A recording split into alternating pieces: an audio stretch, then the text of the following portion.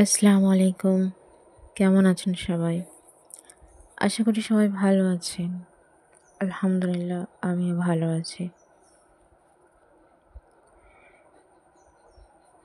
আপনাদের জন্য একটি কবিতা শেয়ার করব। এটা শ্রাবণ মাস। সারা দিন রাত বৃষ্টির ঘন ঘটা।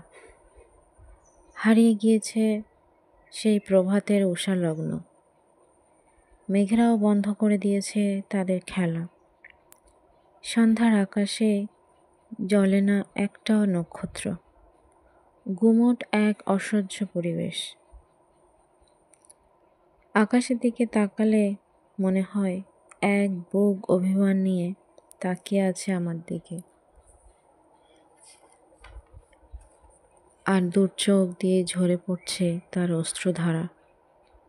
রাগে ফ্যাকাশে হয়ে গেছে তার মুখ। সে যেন আমাকে তার দুঃখের কথা জানাতে চায়। সে যেন আমাকে বলল, আজ 22শে শ্রাবণ। আর তখনই আমার চোখ দুটি ভরে উঠল জলে। আজ তিনি নেই, হারিয়ে গিয়েছে এই পৃথিবী থেকে। তবে তার স্মৃতি প্রচলিত আজও লোকমুখে। মৃত্যুকে পরাজয় করে আজও তিনি আছেন অমর হয়ে। যতই মেঘাচ্ছন্ন থাক না কেন, পৃথিবীর কাছে তিনি আজও আচ্ছন্ন। তিনি আমাদের কবিগুরু রবীন্দ্রনাথ।